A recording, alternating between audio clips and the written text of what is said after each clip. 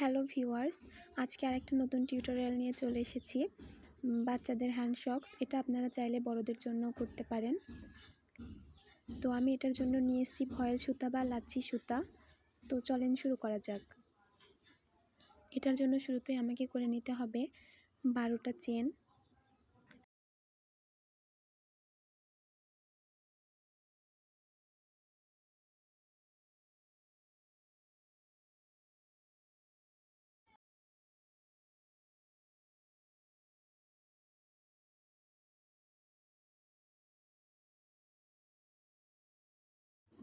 এখন থার্ড চেনের মধ্যে সিঙ্গেল ক্রোশেট করে নিব।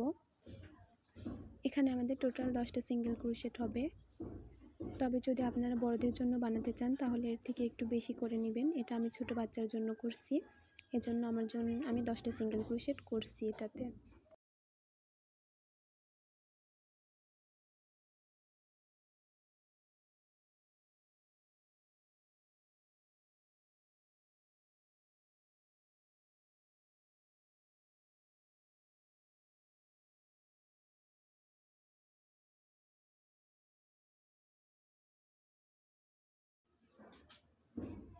এখন একটা চেন করে নিয়ে সিঙ্গেল ক্রোশেটের ব্যাক লুপের মধ্যে আমি আবার সিঙ্গেল ক্রোশেট করে নিব। একটু ভালোভাবে খেয়াল করলে বুঝতে পারবেন ব্যাক লুপের মধ্যে কাজটা হবে।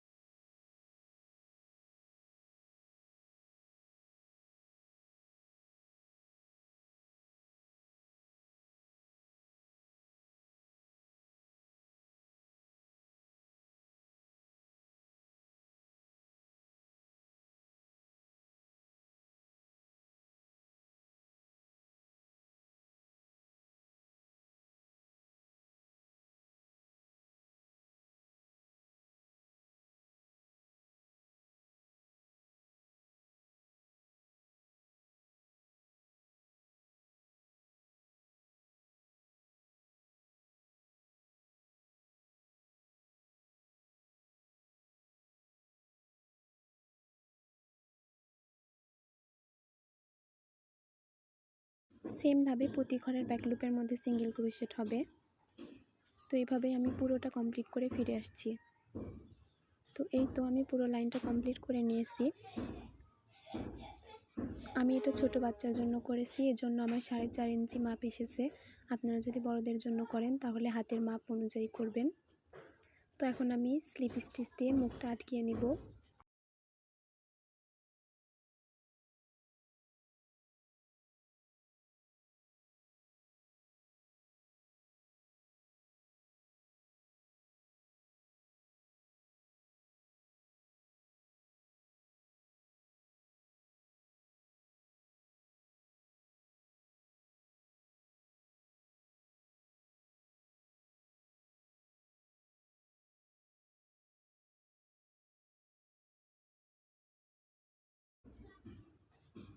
এখন আমি একটা চেন দিয়ে সিঙ্গেল ক্রোশেট করে নিব।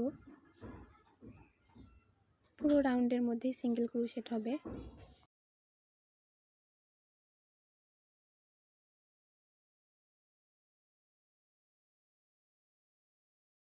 আমি পুরো রাউন্ডে সিঙ্গেল ক্রোশেট করে নিয়েছি।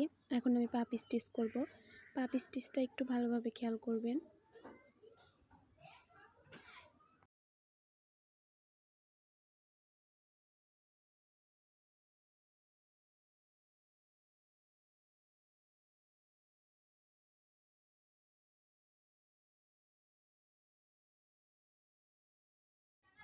টোটাল 5টা করে নিয়ে একটা চেন দিয়ে মুখ লাগিয়ে দিব।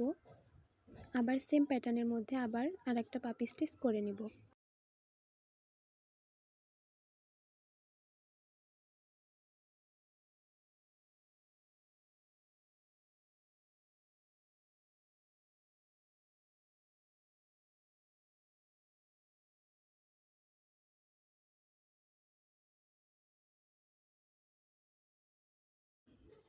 তো এখন আমি 3 ঘর স্কিপ করে আবার সেমভাবে পাপি স্টিচ করে নিব চতুর্থ সিঙ্গেল ক্রোশেটের মাথায়।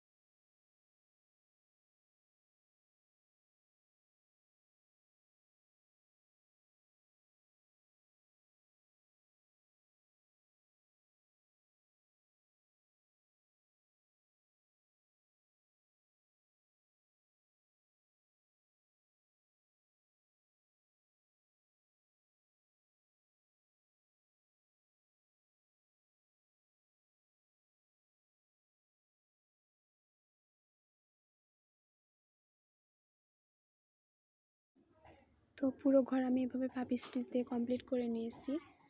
এখন দেখেন দুইটা পাপি স্টিচের মাঝখানে যেই ফাঁকা, ওই ফাঁকার মধ্যে আবার সেমভাবে দুইটা পাপি স্টিচ হবে।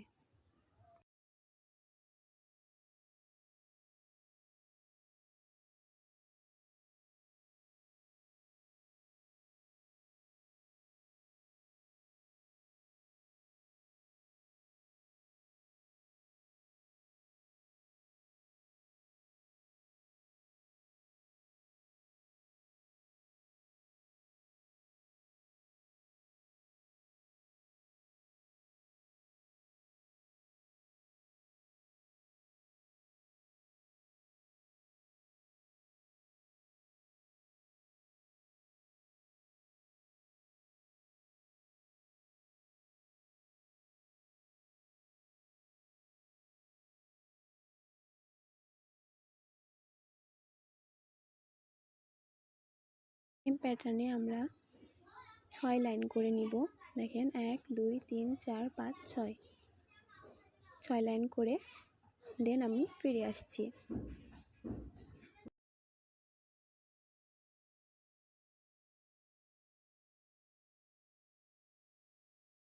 6 লাইন করে আমি আবার 6 লাইন শেষ করে আমি আবার 4টা পাপি স্টিচ করেছি। এখন আমি 3টা পাপি স্টিচ স্কিপ করব। 1 2 3। এখন আমি 3টা স্কিপ করে চতুর্থ ঘরের মধ্যে আবার সেমভাবে পাপি স্টিচ করব।